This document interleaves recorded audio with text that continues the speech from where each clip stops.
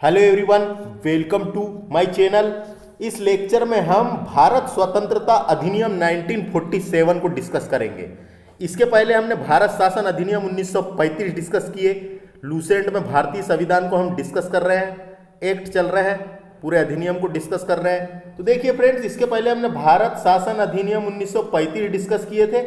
1935 के बाद भी कुछ अधिनियम भारत में आए थे, जैसे कि एक अगस्त प्रस्ताव आया था 1940 में। 1940 में अगस्त प्रस्ताव, तो इसको भी आपको पढ़ना है। अगस्त प्रस्ताव आया 1940 में। अगस्त प्रस्ताव के बाद क्रिप्स योजना भी आई थी 1942 में। 1942 में क्रिप्स योजना भी आई थी, क्रिप्स योजना। उसके बाद सीआर फार्मूला भी आया था 1944 में, सीआर फार्मूला। तो ये इनके बारे में भी आप पढ़ेंगे। उसके अलावा फिर कैबिनेट मिशन जो 1946 में आया था, cabinet mission. Cabinet mission important है, कैबिनेट मिशन आया था इसके बाद। और कैबिनेट मिशन के बाद भारत स्वतंत्रता अधिनियम आया, है ना।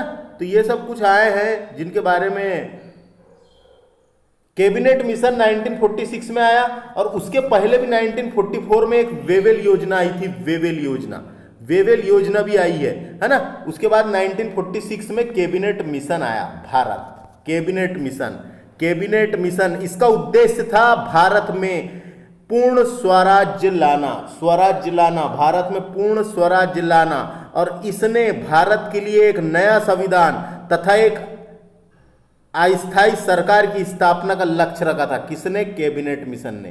कैबिनेट मिशन की सिफारिश पर संविधान का निर्माण किया गया, नया संविधान तथा अस्थायी सरकार की स्थापना का लक्ष्य रखा था। तो हम बात करेंगे अधिनियम की, जो लूसेंट की बुक में है। उसके बाद देखिए भारत स्वतंत्रता अधिनियम, ये 1946 इंपॉर्टेंट है फ्रेंड्स, इसके बारे में पढ़ेंगे, है ना, कि भारत को आजादी कैसे मिली। तो देखिए, ब्रिटिश संसद में 4 जुलाई 1947 को भारतीय स्वतंत्रता अधिनियम प्रस्तावित किया गया।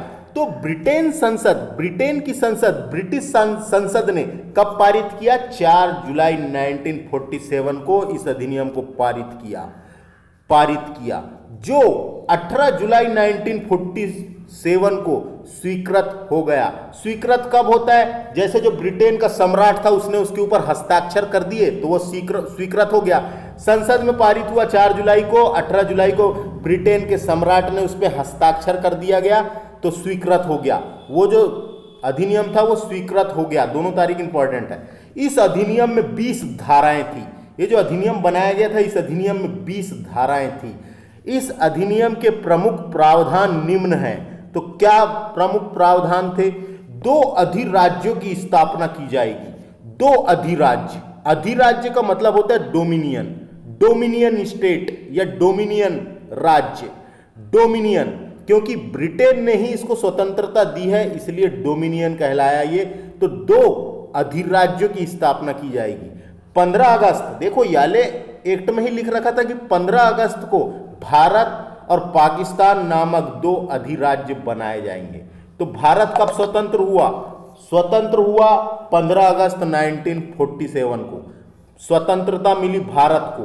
तो उसकी और क्यों मिली, यानी क्या क्या उसकी विशेषता थी, उनने क्या क्या कहा था, वो सब इस अधिनियम में लिखा है ब्रिटेन सरकार ने। तो यहां पे हम पढ़ेंगे। तो 15 अगस्त 1947 को भारत एवं पाकिस्तान नामक 2 अधिराज्य बना दिए जाएंगे, और उसको ब्रिटेन सरकार की सत्ता सौंप देगी। यानी हम सौंपेंगे उसको ब्रिटेन सरकार सत्ता सौंप देगी। जो ब्रिटेन सरकार की सत्ता थी वो उनको सौंप देगी। सत्ता का उत्तरदायित्व दोनों अधिराज्यों की संविधान सभा को सौंप दी जाएगी। जो संविधान सभा कैबिनेट मिशन की सिफारिश पर जो संविधान सभा बनी थी उनको सौंप दी जाएगी। भारत एवं पाकिस्तान 2 अधिराज्यों में एक एक गवर्नर जनरल होगा। यहां समझने वाली बात है। देखो 1958 के अधिनियम से लेके 1947 के अधिनियम तक वायसराय होता था। वायसराय, जो ब्रिटेन का जो सम्राट था उसका भारत में प्रतिनिधित्व करता था वायसराय, जो ब्रिटेन सरकार थी या ब्रिटेन का सम्राट था, उसका प्रतिनिधित्व भारत में कौन करता था? वायसराय। तो लेकिन गवर्नर जनरल क्या होता था? गवर्नर जनरल भारत में भारत का ही प्रतिनिधित्व करता था। भारत में भारतीय सरकार या भारत में जो ब्रिटेन की सरकार है, सिर्फ भारत की सरकार का प्रतिनिधित्व करता था। तो उनने इस अधिनियम में एक और बदलाव किए कि वायसराय का पद को समाप्त कर फिर से गवर्नर जनरल का पद लाया गया। कब तक रहेगा ये पद? जब तक आपका संविधान निर्माण नहीं हो जाता। संविधान निर्माण होने के बाद जब संविधान लागू होगा तो जो संविधान में लिख रखा है उस हिसाब से देश चलेगा। तो जब तक के लिए एक गवर्नर जनरल होगा, 2 अधिराज्यों के लिए एक एक गवर्नर जनरल, एक ही हो सकता है या अलग अलग गवर्नर जनरल होगा, जिसकी नियुक्ति भी कौन करेगा? उसके मंत्रिमंडल की सलाह से की जाएगी। जैसे भारत में जो मंत्रिमंडल बन गया था, आंतरिक मंत्रिमंडल, उसकी सलाह से की जाएगी।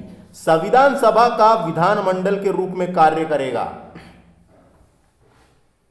संविधान सभा जो है वो विधानमंडल के रूप में कार्य करेगा जब तक संविधान नहीं बन जाता। तो समझ में आया दोस्तों? संविधान सभा का विधानमंडल के रूप में कार्य करेगा जब तक संविधान सभा संविधान का निर्माण नहीं कर लेती, तब तक वे विधानमंडल के रूप में कार्य करती रहेगी। भारत मंत्री के पद को समाप्त कर दिया गया। जो भारत में मंत्री के पद थे उनको समाप्त कर दिया गया। भारत में 1935 के भारत शासन अधिनियम द्वारा शासन जब तक संविधान सभा द्वारा नया संविधान बनकर तैयार नहीं हो जाता, तब तक भारत शासन अधिनियम 1935 के तहत शासन चलता रहेगा। तब तक उस समय 1935 के भारतीय शासन अधिनियम द्वारा ही शासन किया जाएगा। देशी रियासत पर ब्रिटेन की सर्वोपरिता का अंत कर दिया गया, यानी ब्रिटिश सरकार का देशी रियासतों पर से सर्वोपरिता का अंत कर दिया गया। उनको भारत और पाकिस्तान किसी भी अधिराज्य में शामिल होने, उनको देशी राज्यों को भारत या पाकिस्तान किसी भी अधिराज्यों में शामिल होने, तो समझ में आया? भारत और पाकिस्तान को किसी भी अधिराज्य में सम्मिलित होने और भावी संबंधों को निश्चित करने की स्वतंत्रता प्रदान की गई है।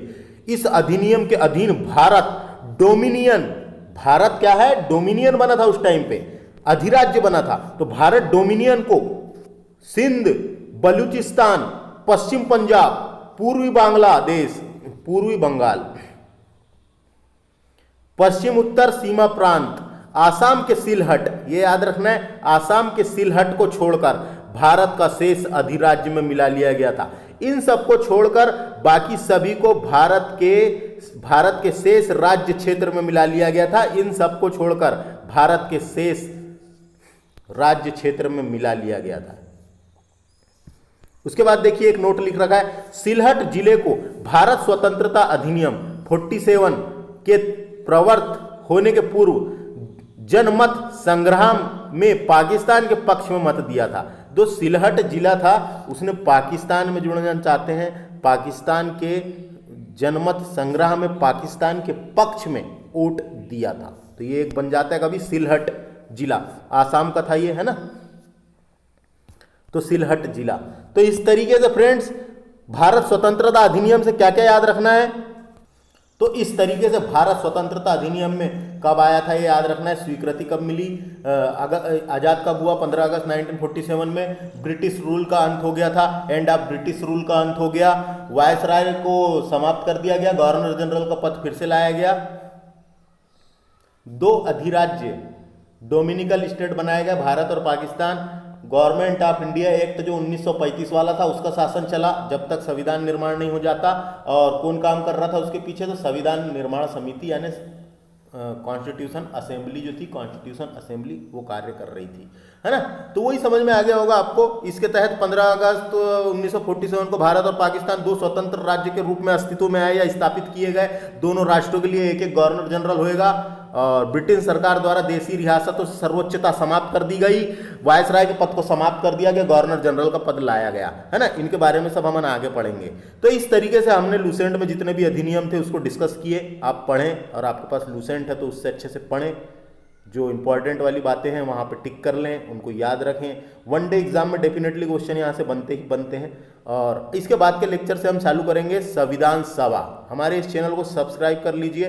बहुत ही अच्छे तरीके से जो लूसेंट में लिख रखा है उसको एक्सप्लेन करके हम कंप्लीट कराएंगे, जिससे आपको पढ़ने में आसानी मिल सके। Thanks for watching. नमस्ते।